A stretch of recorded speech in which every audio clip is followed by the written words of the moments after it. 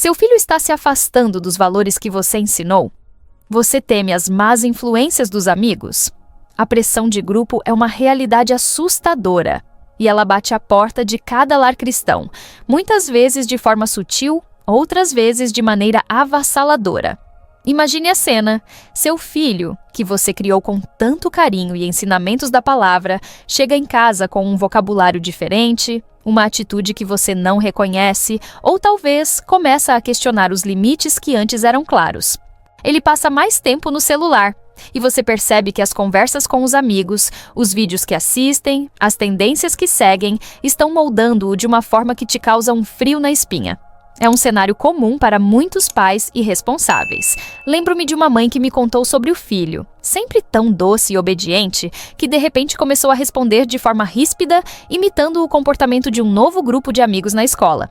Ou o pai que viu a filha, antes tão engajada na igreja, começar a inventar desculpas para não ir aos cultos, preferindo encontros com colegas que não compartilhavam dos mesmos princípios. A dor é real. A preocupação de que todo o alicerce de fé que você construiu com tanto esforço possa ser corroído pela influência de um grupo que não compartilha dos mesmos valores. Nós, pais cristãos, nos vemos em um dilema constante. Como proteger nossos filhos das armadilhas do mundo sem isolá-los? Como ensiná-los a discernir o que é bom e o que é mal, a se manterem firmes em sua identidade em Cristo, quando a pressão para pertencer é tão forte? É como se estivéssemos em uma batalha invisível, onde o campo de jogo são os corações e mentes de nossos filhos, e os adversários são as influências que os puxam para longe do caminho que Deus traçou para eles. A verdade é que a pressão dos amigos não é um fenômeno novo. Ela existe desde sempre, mas hoje, com a velocidade das informações, a onipresença das redes sociais e a complexidade do ambiente escolar, essa pressão se intensificou, tornando o desafio ainda maior. Nossos filhos são bombardeados por mensagens que muitas vezes contradizem tudo o que ensinamos em casa. Eles veem amigos fazendo escolhas questionáveis e, por medo de serem excluídos, de serem diferentes, podem se sentir tentados a seguir o mesmo caminho. Essa angústia, esse desejo de equipar nossos filhos para que sejam fortes e inabaláveis em sua fé é o que nos une. Queremos que eles sejam capazes de resistir ao convite para uma festa onde haverá coisas que não agradam a Deus, que saibam dizer não a uma proposta desonesta, que escolham a pureza em meio a um mundo que glorifica o efêmero. Mas como fazer isso? Como construir neles uma blindagem interna, uma convicção tão profunda que as vozes externas não consigam abalar? A boa notícia é que não estamos sozinhos nessa jornada e a sabedoria que precisamos para enfrentar esse desafio está mais acessível do que imaginamos. Diante da angústia de ver nossos filhos navegando por um mundo cheio de influências, a pergunta que ecoa em nossos corações é: onde encontramos a sabedoria para guiá-los? A boa notícia é que a palavra de Deus, atemporal e viva, já nos oferece as respostas, os princípios e os exemplos para blindar o coração de nossos pequenos. Ela nos alerta, nos ensina e nos capacita a construir um alicerce tão sólido que a pressão externa não consiga abalar.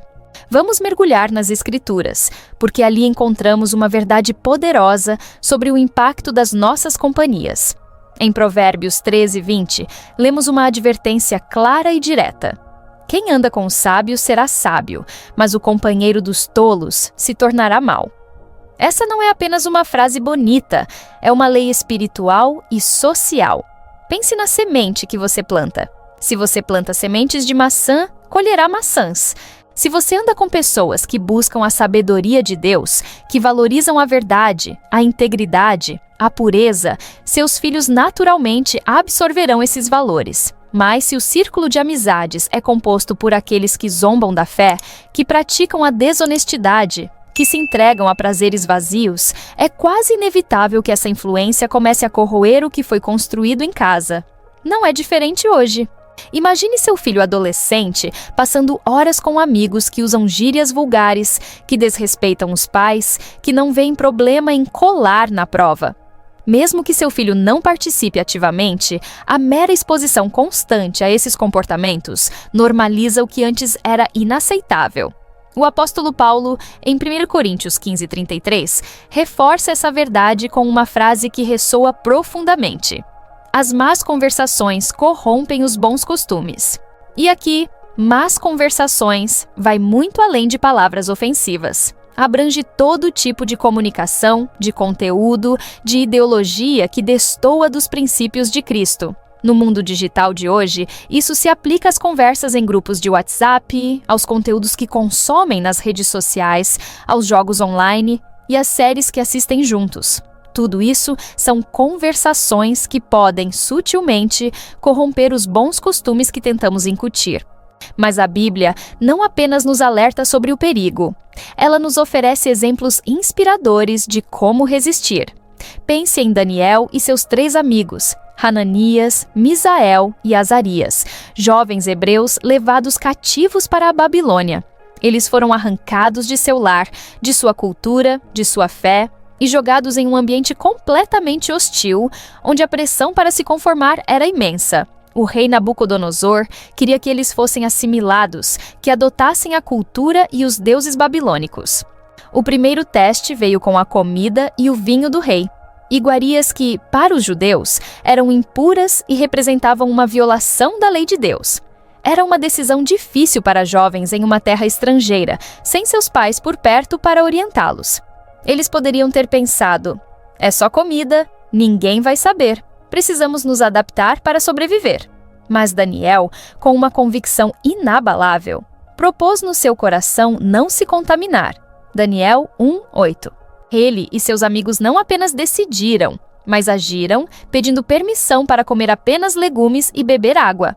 Eles não foram arrogantes, mas firmes em sua fé. E o que aconteceu? Deus os abençoou. Ao final de 10 dias, eles estavam mais saudáveis e robustos do que os jovens que haviam comido da mesa do rei. Mais tarde, Deus lhes deu conhecimento e inteligência em toda a literatura e sabedoria, e Daniel ainda tinha entendimento de todas as visões e sonhos. O exemplo de Daniel e seus amigos é um farol de esperança para nós, pais. Nossos filhos, de certa forma, também são cativos em um mundo que muitas vezes se opõe aos valores cristãos. A mesa do rei pode ser a pressão para experimentar drogas, para se envolver em relacionamentos precoces, para trapacear na escola, para seguir tendências que desrespeitam a pureza ou a autoridade. A lição bíblica é clara: a firmeza na fé, a identidade em Cristo e a coragem de dizer não ao que contamina, mesmo quando todos ao redor dizem sim, são recompensadas por Deus. A mensagem central é que a Bíblia nos chama a discernir e a nos afastar do mal, e que pais cristãos têm a missão de construir um alicerce de fé tão sólido em seus filhos que eles sejam capazes de resistir às pressões externas e fazer escolhas que honrem a Deus, assim como Daniel e seus amigos fizeram. Mas como, na prática, podemos ajudar nossos filhos a desenvolver essa mesma coragem e discernimento no dia a dia? Agora que entendemos a profundidade do alerta bíblico e a coragem de Daniel, a pergunta que fica é: como podemos, no dia a dia, aplicar esses princípios para blindar nossos filhos e ajudá-los a serem fortes em sua fé? A resposta está em ações intencionais, em um amor que ensina e em uma fé que capacita. O primeiro passo, e talvez o mais fundamental, é construir um relacionamento de confiança inabalável com seus filhos. Pense no seu lar como um porto seguro, um lugar onde eles se sintam completamente à vontade para compartilhar qualquer coisa, sem medo de julgamento ou de uma bronca imediata. Isso significa ouvir mais do que falar. Quando seu filho chegar da escola e você perguntar: como foi seu dia? E ele responder normal, talvez seja o momento de ir além. Sente-se ao lado dele, pergunte sobre os amigos, sobre o que o fez rir ou o que o deixou pensativo. Crie esses espaços de diálogo, à mesa, no carro, antes de dormir. Se ele se sentir seguro para contar sobre uma situação desconfortável com um amigo, você já terá a porta aberta para orientá-lo. Em segundo lugar, pratique o diálogo proativo sobre escolhas. Não espere que o problema aconteça para conversar. Antecipe-se. Use situações do cotidiano, notícias ou até mesmo cenas de filmes e séries para iniciar conversas. Por exemplo, você pode perguntar: filho, se um amigo te convidar para algo que você sabe que não agrada a Deus, o que você faria? Ou, e se alguém te pressionar a fazer algo errado para ser aceito no grupo, como você reagiria? Essas conversas hipotéticas são como simulados de vida. preparando o coração e a mente do seu filho para quando a situação real surgir, assim como Daniel e seus amigos já tinham em seus corações a decisão de não se contaminar. O terceiro ponto é ensinar o discernimento. Ajude seus filhos a avaliar o caráter das amizades à luz da palavra.